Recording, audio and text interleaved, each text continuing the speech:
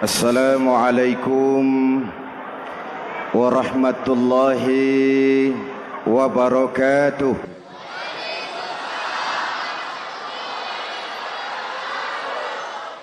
Saudara-saudara kaum muslimin yang saya cintai, perjalanan waktu telah mengantarkan kita memasuki Ramadan. Kata orang, jauh berjalan banyak dilihat, dan pengalaman adalah guru yang paling bijaksana. Kalau ibadah Ramadan kita berhasil, maka kita yang malam ini pasti bukan kita sebulan yang lalu. Kita yang malam ini adalah kita yang telah ditempa, digojlok, digembleng oleh kawah candra di mukanya Ramadan. Dan setelah perjalanan panjang, perjuangan mengendalikan diri dan menahan nafsu, kita akan merayakan Idul Fitri. Apa yang harus kita laksanakan? Malam ini saya ingin sampaikan ayat 186 surah Al-Baqarah, di mana Allah menuntun kita. Pertama, walitukmilul iddata. Hendaknya engkau sempurnakan jumlah bilangan hari puasamu. Puasa sebulan penuh. Bisa 29, bisa 30 hari. Yang bisa ru'yat, punya persyaratan mampu ru'yat, silahkan ru'yat. Yang tidak mampu, ikut yang aman saja, dengerin pengumuman pemerintah, cari amannya saja. Sempurnakan jumlah bilangan hari puasamu. Sebab apa? Puasa itu macam-macam. Ada yang puasa model beduk, depan rapat, belakangnya kosong, cuman pembukaan. Ada juga yang pembukaan, pertengahan, dan penutupan. Ada juga yang penutupan saja, mau dapat Lailatul Qadar.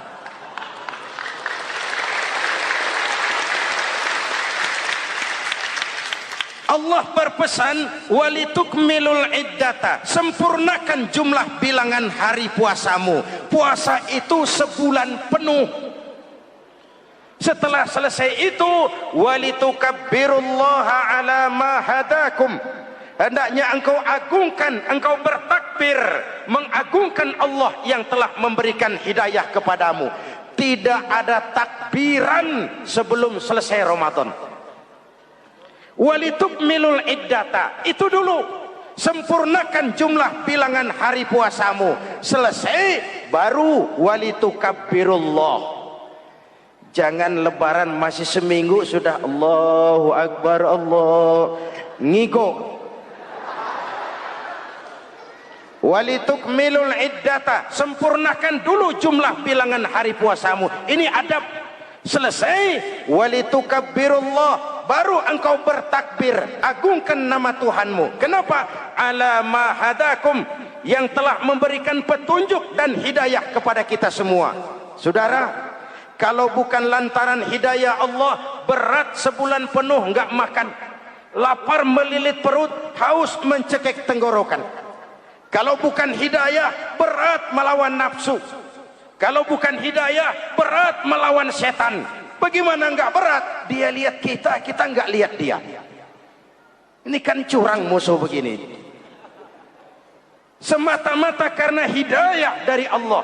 Intan paling mahal, mutiara paling berharga, tidak lain adalah hidayah. Saudara lihat dalam sejarah, kadang-kadang anak Nabi tidak dapat hidayah, tidak terpanggil mengikuti kebenaran. Kan'an, anak Nabi Nuh, betul?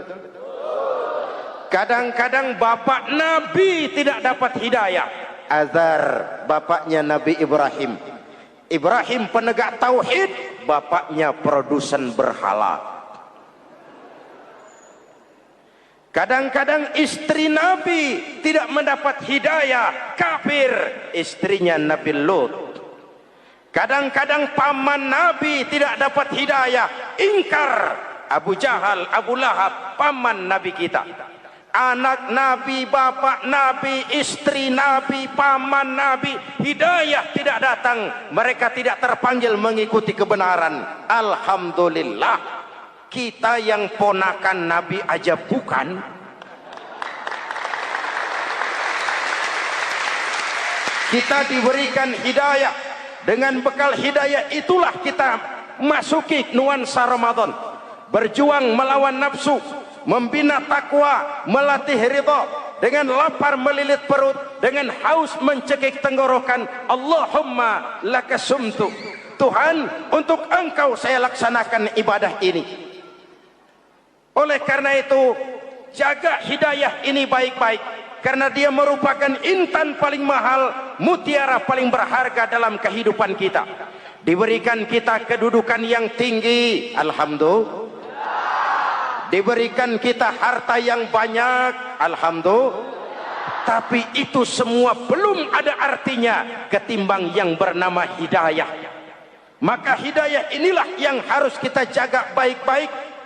Hidayah inilah yang harus kita pelihara. Kita bertakbir kepada Allah, mengagungkan nama Allah yang telah memberikan hidayah kepada kita. Kalau tidak lantaran hidayah, berat melaksanakan ibadah puasa sebulan suntuk. Dengan ibadah Ramadan, kita melakukan pemutihan vertikal. Orang yang keluar dari Ramadan dengan ibadah benar, seperti bayi baru dilahirkan oleh ibunya, tidak punya dosa kepada Allah. Idul Fitri, kembali kepada fitrah. Tapi kan kita tidak cuma punya dosa vertikal, kita juga punya dosa horizontal. Kita tidak cuma berdosa kepada Allah, kita juga sering salah kepada sesama manusia. Betul? Inilah momen lebaran itu. Dosa kepada Allah, taubat langsung kepadanya, sonder calok. Dosa kepada sesama manusia, saling memaafkan.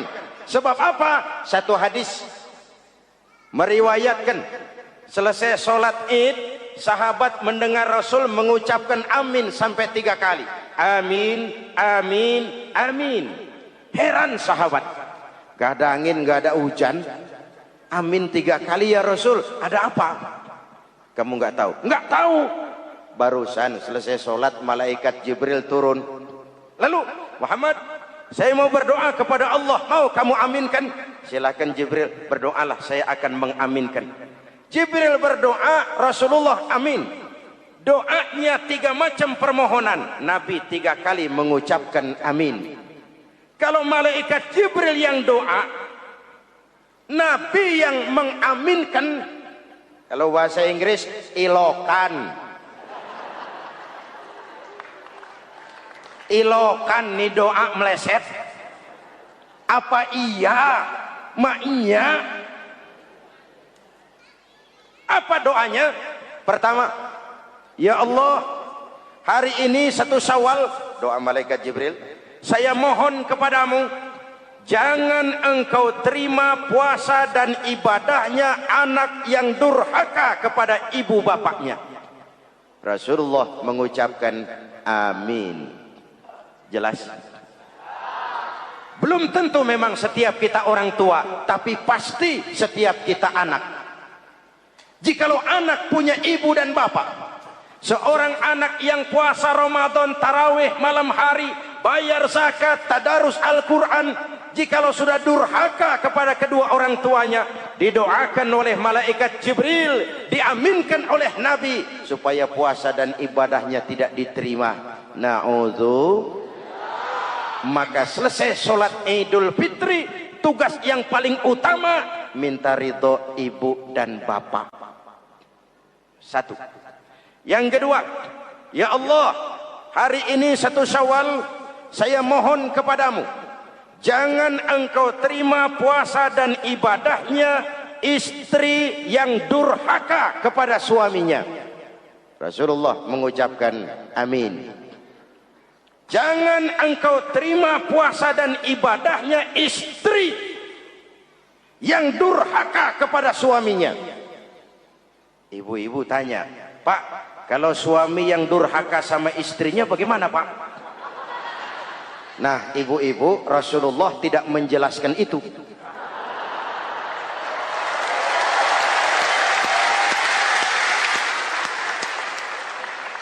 Ya bukannya mau menang sendiri, memang hadisnya nggak sampai ke situ.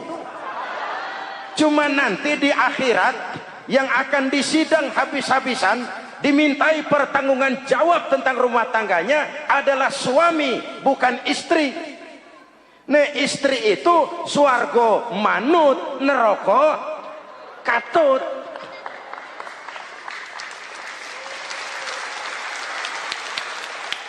Yang ketiga, ya Allah, hari ini 1 Syawal, saya mohon kepadamu, jangan engkau terima puasa dan ibadahnya muslim yang tidak mau memaafkan sesama saudaranya muslim. Memberi maaf lebih berat daripada minta maaf, tapi memberi maaf lebih mulia daripada meminta maaf. Kalau kita sudah minta maaf, orang tidak mau memaafkan, itu tanggung jawab dia kepada Allah. Orang macam itu yang tidak mau memaafkan sesama saudaranya, didoakan agar puasa dan ibadahnya tidak diterima oleh Allah Subhanahu. Riwayat lain menceritakan, satu hari Nabi lagi kumpul dengan sahabat. Nabi tanya, saudara-saudara, atadruna manil muflis?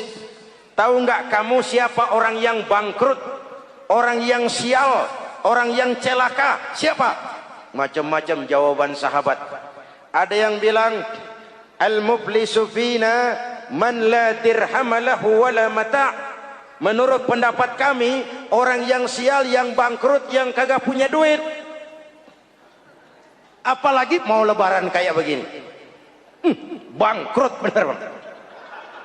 Kadang-kadang yang habis belanja pulang bukan langsung ke rumahnya, ngeneng-ngeneng di depan tetangganya, manas-manasin orang.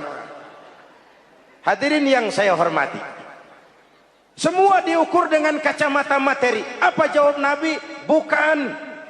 Orang bangkrut bukan yang nggak punya duit.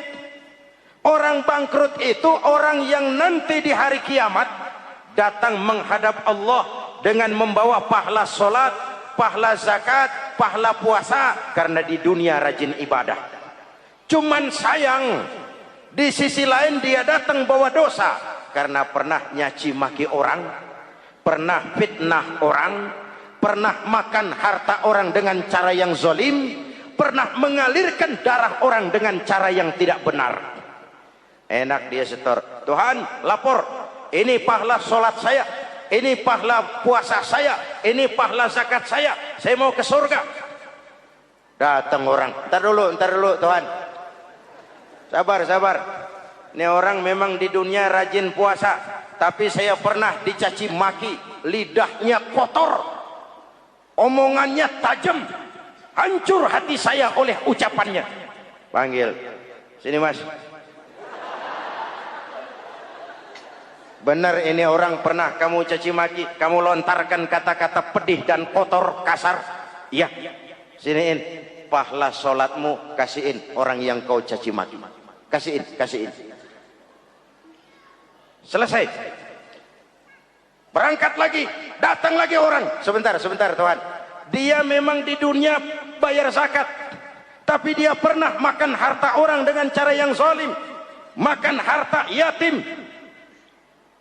Jadi pengurus yatim, yatimnya lapar, pengurusnya yang pada kenyang.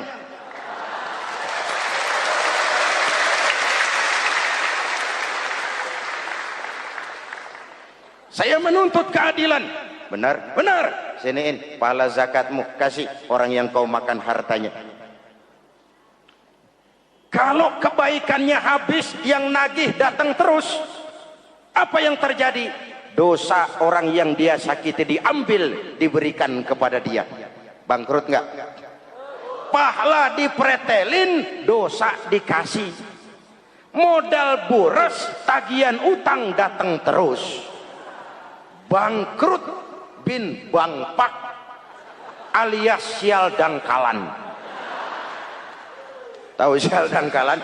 Itu namanya udah jatuh ketiban ember. Jatuhnya sakit, ketiban embernya bonyok. Kita tidak ingin jadi manusia yang rugi dan bangkrut. Karena itu, jikalau ibadah Ramadan memperbaiki hubungan kita kepada Allah, maka Idul Fitri dengan silaturahmi lebarannya memperbaiki hubungan antar sesama manusia, agar kita jangan termasuk golongan orang-orang yang bangkrut. Karena cuma baik hubungannya kepada Allah, tapi tidak baik hubungannya dengan sesama manusia. Ada orang yang pernah difitnah, ada orang yang pernah dicaci maki, ada orang yang pernah dijelek-jelekin, ada orang yang hartanya dia makan dengan cara yang zalim, ada orang yang dia alirkan darahnya, dia bunuh tanpa alasan yang benar. Itu semua akan jadi bebannya di akhirat nanti. Kalau dia menyangkut hakul adami, hak-hak manusia, maka kita harus minta maaf kepada yang bersangkutan. Rasul mengajarkan, ma min muslimaini yaltaqiyani fayatasafahani illa ghafarallahu dzunubahuma.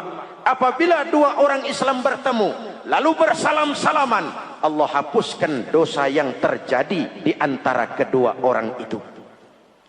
Jadi baik hubungan kita kepada Allah, jalur hablum minallah, dan baik juga hubungan kita dengan sesama manusia, hablum minan nas.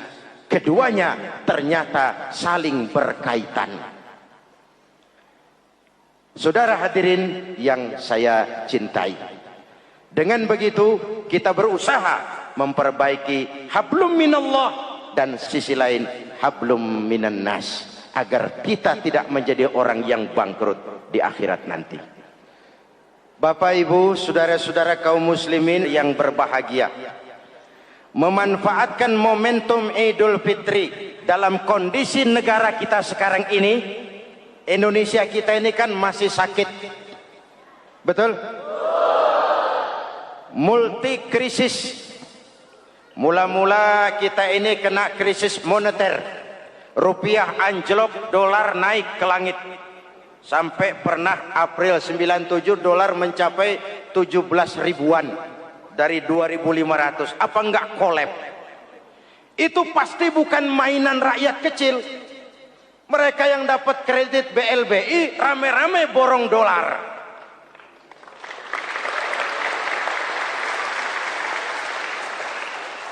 Kita mah bocah kampung boro-boro borong dolar, ngeliat juga tumben. Akibat krisis moneter muncul yang lebih makro, krisis ekonomi. Perusahaan besar ambruk, konglomerat terpuruk, PHK di mana-mana, pengangguran meningkat, kriminal meningkat. Seiring dengan itu muncul yang lebih parah, krisis kepercayaan.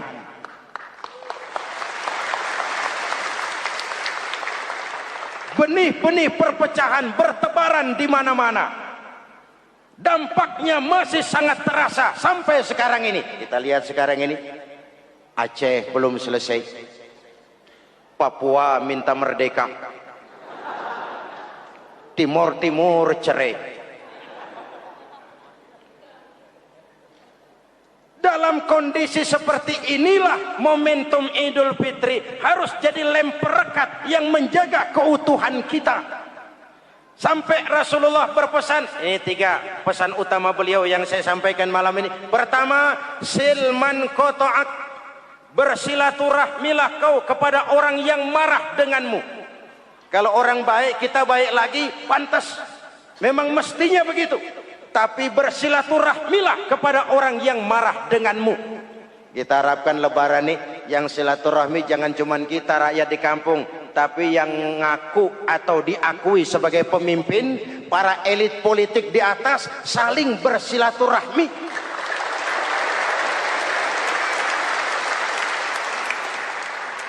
Kalau mereka rukun di atas, kita di bawah ngelihatnya enak. Betul? Tidak ada orang akan di atas kalau tidak disokong dari bawah. Kita ini seperti rumah, walaupun genteng di atas, nggak boleh genteng ngomong seenaknya. Genteng ngomong sama tiang, saudara tiang, kamu enak, saya setengah mati. Hujan kehujanan, panas kepanasan.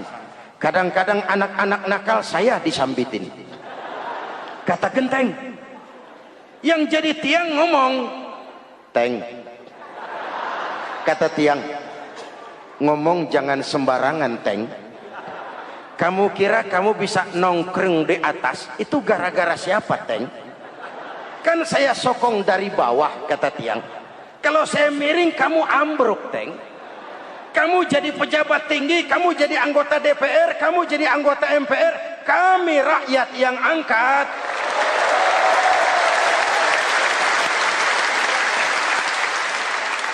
Jangan udah di atas pada berebut turu-turu dia melulu, capek rakyat. Ada yang jadi anggota dewan cuman pengen petatang peteteng, cari prestise dan gengsi.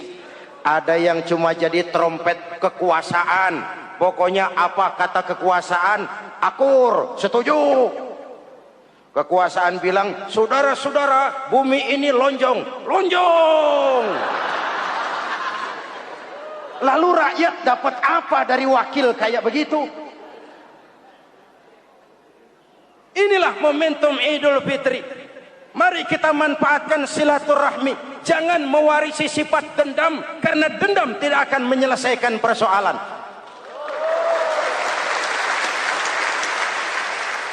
Ini ada warisan sejarah yang nggak sehat. Di zaman Bung Karno, sampai Bung Karno jadi presiden seumur hidup, Bung Karno dikenal sebagai tokoh revolusioner. Nggak sepaham sama Bung Karno, cepat-cepat dianggap ini kontra revolusi. PKI berontak, Bung Karno jatuh, muncul orde baru. Bung Karno disebut orde lama. Yang nggak cocok sama orde baru, wah itu orang orde lama. Lalu reformasi, orde baru lengser. Jadi lagi alat yang nggak cocok sama golongannya. Wah, itu orang orde baru. Kapan selesai urusan? Kalau kita terjebak dengan budaya dendam, naik ini, babat itu, naik itu, sikat ini, kapan mau selesai? Rasulullah lahir di Mekah, perjuangannya dihambat, dicaci maki, dilontari kotoran onta, sahabatnya dibantai, diancam mau dibunuh, hijrah ke Madinah. Setelah di Madinah jadi besar, tentaranya kuat, pengikutnya banyak, pasukannya hebat. Satu saat beliau masuk kembali ke kota Mekah dengan kekuatan full, tentara yang gagah, Quraisy pucar kacir. Ini nih Muhammad yang dulu kita caci maki, yang dulu kita ancam mau kita bunuh, yang kita usir, sekarang dia masuk dengan tentaranya yang hebat. Kalau dia menuntut balas, habis kita sekarang ini. Apa jawab Nabi? Beliau turun dari punggung onta, lalu pidato dengan tawadu. Saudara-saudara, al-yauma yaumul marhamah. Ini hari yang penuh kasih sayang. Walaupun dulu kau usir aku dari sini, kau sambiti aku, kau bantai pengikutku, aku datang bukan membalas dendam. Ini hari yang penuh kasih sayang. Tidak akan ada pertumpahan darah. Yang masuk Masjidil Haram aman, yang masuk rumah Abu Sufyan aman. Dihormatinya ketokohan Abu Sufyan di depan pengikutnya. Ini akhlak. Kenapa orang macam Mandela lebih bisa mencontoh Rasul daripada kita? Mandela yang 27 tahun mendekam dalam penjara, dia keluar tanpa bawa benih-benih dendam. Dia satukan Afrika Selatan, dia bimbing Afrika Selatan menuju kejayaan dan kemajuan. Kenapa Mandela yang tidak kenal Pancasila bisa lebih mencontoh akhlak Rasul ketimbang kita yang katanya orang-orang pengikut sunnah? Saya khawatir, ya bukan berarti saya tidak setuju, hukum harus tetap ditegakkan. Tapi kalau terus cari kambing hitam, kambing hitam, kambing hitam, kapan kita dewasa? Semua usut, saya khawatir nanti pun satu saat Nabi Adam bakal diusut. Kenapa dia makan buah khuldi? Kita jadi keleleran di Lebak Bulus begini. Kalau enggak kan kita masih di surga aja. Mari kita dewasa, mari introspeksi. Silman kotoak. Mudah-mudahan nanti lebaran kita pengen lihat nih Kalau yang di atas sudah pada satu, kita yang di bawah enak. Tapi kalau memang pada ribut juga, kita yang di bawah jangan ikut-ikutan. Nonton aja nonton.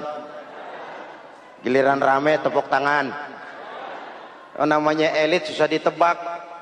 Nih hari dia berebut beda pendapat, ntar malam dia makan bareng. Kita di bawah udah kedongan ngasa golok. Kan berapa urusan? Sekarang udah nggak zamannya ngerahin masa. Sekarang adu argumen, biar rakyat tentukan mana yang lebih pantas. Hadirin yang saya hormati, silman qata'ak, bersilaturahmilah kepada orang yang marah denganmu. Momentum Idul Fitri harus meredam keberingasan, harus mencuatkan semangat persatuan dan kesatuan. Udah capek kita diobok-obok. Yang kedua, wa'ati man haramak. Ini masalah kepedulian. Berikan orang yang bakhil kepadamu. Sampai orang yang pelit pun kasih kepedulian. Banyak anak-anak yatim kita, janda-janda tua. Kalau yang muda sih nggak usah dipikirin. Dewan penyantunnya udah banyak aja. Orang-orang jompo.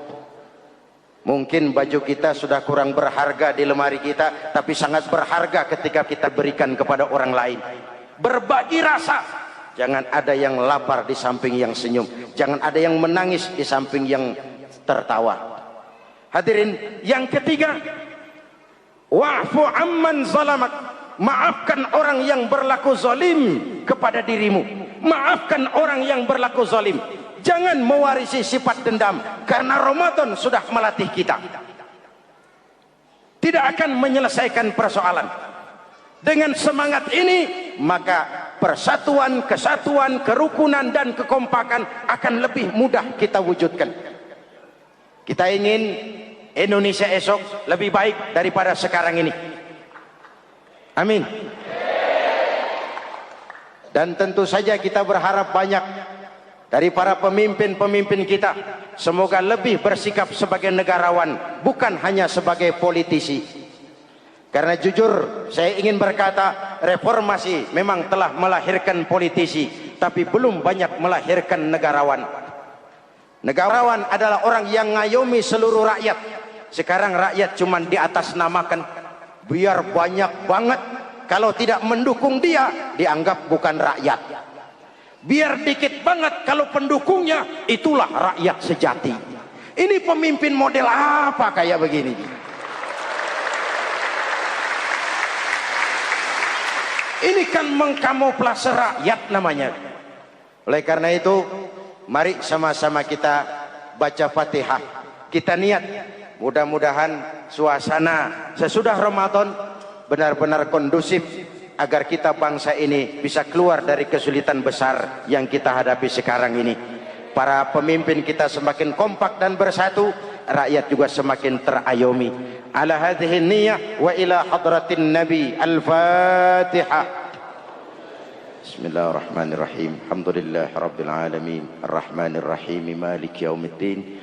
Iyyaka na'budu wa iyyaka nasta'in. Ihdinas siratal mustaqim. Siratal ladzina an'amta 'alaihim ghairil maghdubi 'alaihim waladdallin. Amin. Bismillahirrahmanirrahim. Amin. Alhamdulillahi rabbil alamin. Allahumma salli ala sayyidina Muhammadin wa ala alihi wa sahbihi ajma'in. Rabbana taqabbal minna salatana wa siyamana wa qiyamana wa takhassu'ana wa ta'abbudana wa tammim taksirana ya arhamar rahimin. Allahumma ja'alna minas su'ada'il maqbulin wa la taj'alna minal ashqiya'il mardudin. Allahumma a'izzal islam wal muslimin wansur man nasaraddin wakhzul man khazalal muslimin. اللهم أفضل ما قلته أنا والنبيون من قبلي لا إله إلا الله